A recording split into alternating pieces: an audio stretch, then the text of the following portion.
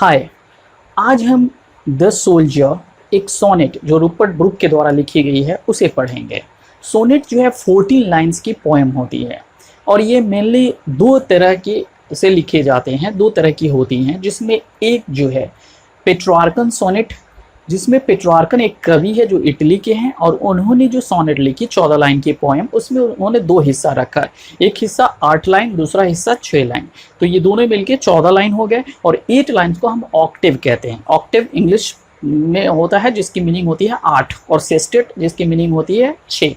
तो ये पूरे 14 लाइन की। और दूसरा जो स्टाइल होता है वो शेक्सपियर के द्वारा जो लिखा गया उसे शेक्सपियरियन सोनेट्स कहते हैं, जो 154 नंबर्स में हैं। ओके, इसमें 3 क्वार्ट्रेन होते हैं। क्वार्ट्रेन का अर्थ होता है 4 लाइन, और फिर लास्ट में 2 लाइन की कॉपलेट होती है, यानी पूरे 14 लाइन। एक और सोनेट होता है जो स्पेंसरियन सोनेट जिसे कहा जाता है, जिसे स्पेंसर ने लिखे। और इन सब में जो फ़र्क होता है वो राइमिंग स्कीम की वजह से फ़र्क होता है। और राइमिंग स्कीम जो है, मैं जब ये पोएम शुरू करूँगा तो वहाँ राइमिंग स्कीम के बारे में भी हम डिस्कस कर लेंगे। वैसे द सोल्जर जो है एक वार पोएम है, क्योंकि यह यहाँ पर पोएट जो है एक सोल्जर है और वह दूसरे कंट्री में अपने देश के लिए लड़ रहा है, अपने देश को रिप्रेजेंट कर रहा है।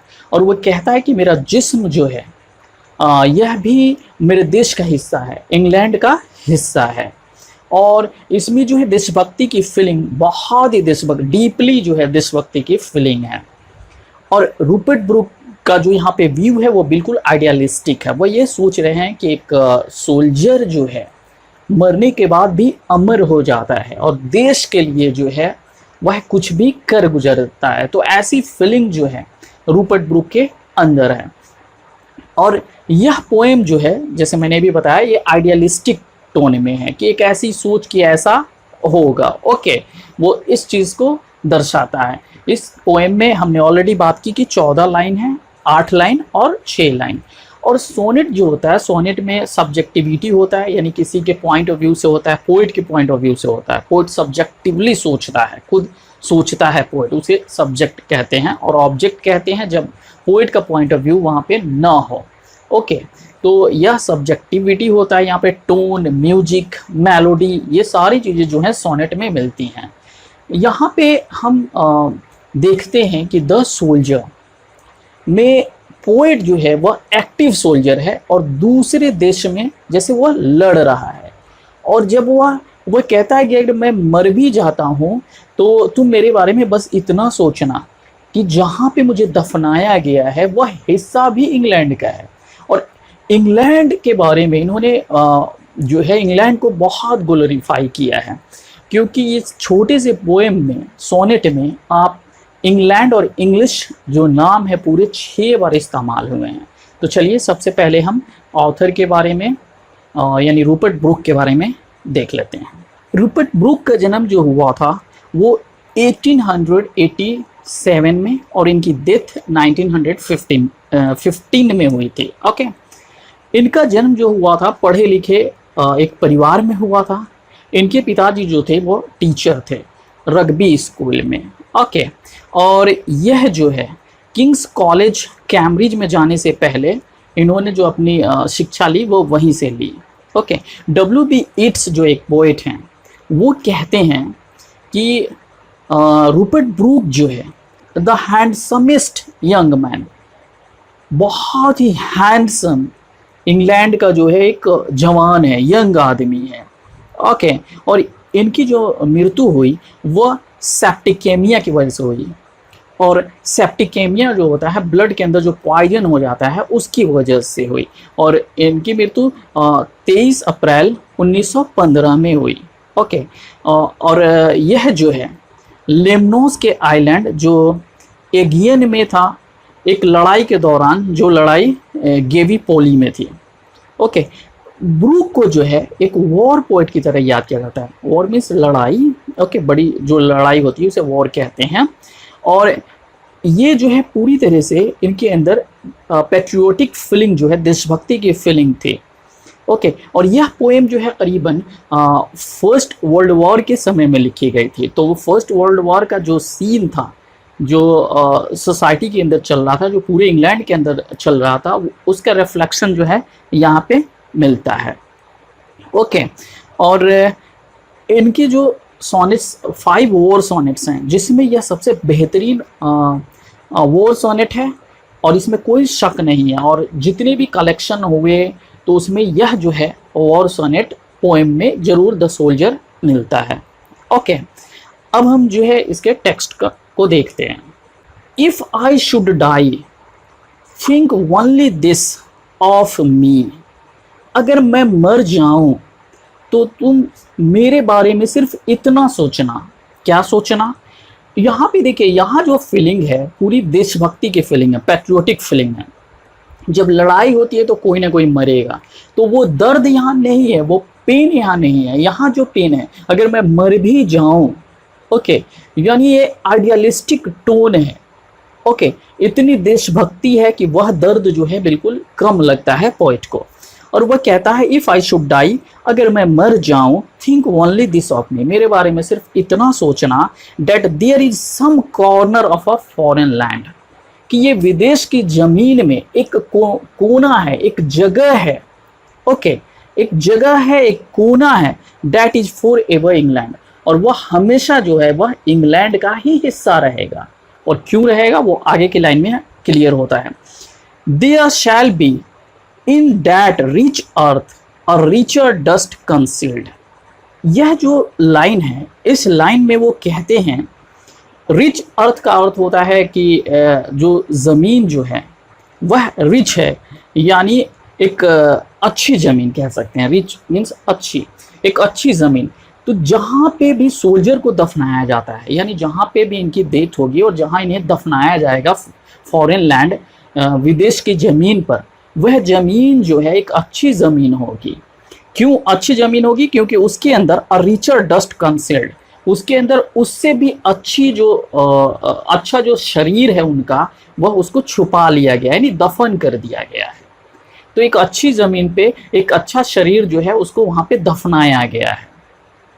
ओके, और डस्ट, यहाँ पे डस्ट का जो अर्थ है वो जिस्म का अर्थ है। अ डस्ट हुम इंग्लैंड बोर, एक शरीर जिसे इंग्लैंड ने जन्म दिया। यहाँ पे देखिए इंग्लैंड को पर्सनिफाई किया जा रहा है कि इंग्लैंड ने जन्म दिया। ओके, इंग्लैंड ने जन्म दिया। शेप्ड, इंग्लैंड ने आकार दिया। मेड अवेयर, इंग्लैंड ने जो है जागरूक किया। Gave once her flower to love, और अपने फूल दिए प्रेम करने के लिए। हर वेज टू रोम, और अपनी गलियां दी, अपने रास्ते दिए घूमने के लिए, भटकने के लिए। अ बॉडी ऑफ इंग्लैंड्स, यह शरीर जो है वह इंग्लैंड का है। ये पोएट कहता है ये शरीर जो है ये इंग्लैंड का है, पूरी तरह से इंग्लैंड का है। ब्रीथिंग इंग्लिश एयर, जो इंग्लैंड की हवाओं में, फिजाओं में सांस लेता था। अब यहाँ पर जो है एक चीज़ जो क्लियर हो रही है, यहाँ पे पोएट कहता है कि जब मैं मर जाऊं तो सिर्फ मेरे बारे में इतना सोचना कि मुझे जहाँ भी दफनाया गया है फॉरेन लैंड में, वह ज़मीन जो है इंग्लैंड का हिस्सा रहेगा, क्योंकि मेरा शरीर वह इंग्लैंड से बना हुआ है, इंग्लैंड के फ़िज़ाओं से, इंग्लैंड की हवाओं से बना हुआ है, और इंग्लैंड में ही मैं पला बढ़ा हूँ। मैं पूरी तरह से अपने आप को इंग्लैंड का एक हिस्सा मानता हूँ, इसलिए जहाँ मुझे दफन किया जाएगा वह हिस्सा भी हमेशा इंग्लैंड का ही रहेगा। ये जो है यह पोएट ये कहते हैं। Okay, washed by the reverse, और इंग्लैंड की ही नदियां में जो है वह डुबकी लगाते थे, वह नहाते थे। ओके, स्नान करते थे। Blessed by sun of home, और इसकी धूप में वह खुद को सेंकते थे, खुद वो गर्मी प्राप्त करते थे। ओके, तो ये 8 लाइन में जो है जो पोएट का इमेजिनेशन है वो पूरी तरह से क्लियर है। इसमें पूरी तरह से देशभक्ति, इंग्लैंड के प्रति जो है उनका प्रेम जो है वो पूरा झलक रहा है। एक सैनिक की तरह वह इंग्लैंड के प्रेम को जो है, देशभक्ति को जो है वह पूरी तरह से रिप्रेजेंट कर रहे हैं कि मरने के बाद भी अगर मुझे कहीं भी दफना दिया जाए वो भी हमारा ही रहेगा। ओके, एंड थिंक, और ऐसा सोचो। ये पहला जो है ये ऑक्टेव खत्म हुआ, ये 6 लाइन जो है इसे सेस्टेट कहते हैं। एंड थिंक, और सोचो, दिस हार्ट, यह जो दिल है, ऑल एविल शेड अवे, जितनी भी बुराइयां हैं सब बह जाएंगी, सब ख़त्म हो जाएंगे। क्यों ख़त्म हो जाएगी? क्योंकि जो पोएट है वो यह सोचता है कि अगर आदमी शहीद होता है, अगर एक सोल्जर शहीद होता है तो उसके जितने भी गुनाह होते हैं वो सारे माफ़ कर दिए जाते हैं, उसकी जितनी भी बुराइयां होती हैं वो ख़त्म हो जाती हैं, तो सारी बुराइयां उसकी जो है वो ख़त्म हो जाएंगी।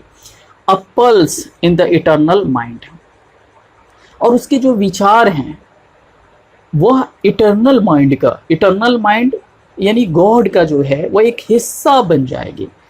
यहाँ पे एक इंटरप्रिटेशन ये आता है, लेकिन ये मुझे उतना सटीक नहीं लगता। दूसरा इंटरप्रिटेशन जो है, समझ है, वो ये है कि उनकी सोच और विचार जो रहेगी वो हमेशा रहेगी।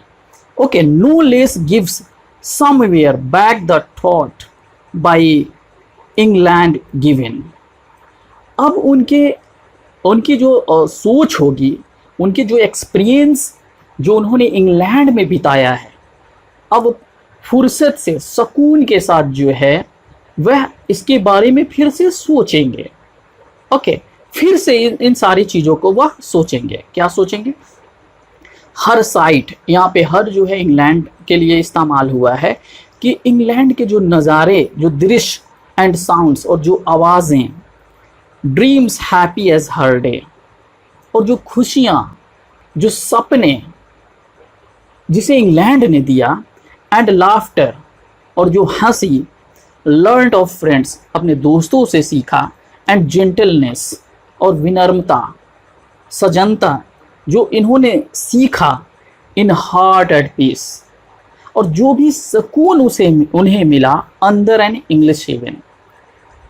इंग्लिश हेवन यानी इंग्लैंड के अंदर, इंग्लिश हेवन यहाँ इंग्लैंड के लिए इन्होंने इस्तेमाल किया है। तो मरने के बाद भी वो एज्यूम करते हैं, वो लास्ट के जो 6 लाइन में ये एज्यूम करते हैं कि अगर मैं मर भी जाऊं, अगर मैं मर जाऊं, यानी वो अपने आप को ये एज्यूम करते हैं कि मैं मर जाता हूं, तो मरने के बाद भी जो मेरे सोच होंगे वो हमेशा जिंदा रहेंगे।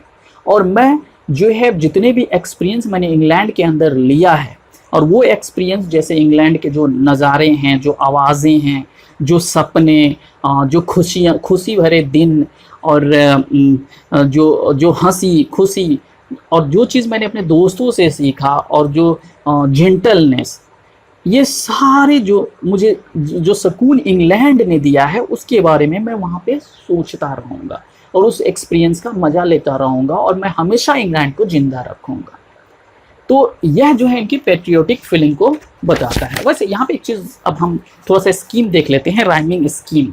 राइमिंग स्कीम कहते हैं कि इसको हैं जो लास्ट में जो वर्ड्स इस्तेमाल होते हैं उनसे जो राइम्स, जो साउंड निकलती हैं। जैसे पहला साउंड निकलता है मी से आप तीसरे लाइन का जो साउंड है वो बी मिल जाता है। ओके, दूसरे में फील्ड इस्तेमाल है और फील्ड से कंसील्ड मिलता है, यानी अगर मी को हम ए मानेंगे तो तीसरे लाइन वाला भी जो साउंड है वो सिमिलर साउंड है, तो वो भी ए हो जाएगा। तो यहाँ पे ए के बाद फील्ड साउंड आता है, मी के बाद फील्ड साउंड आता है, तो ए बी, और फिर उसके बाद क्या होगा ए बी, यानी ए बी। इसकी राइमिंग स्कीम हुई। ओके, नेक्स्ट लाइन में चलते हैं।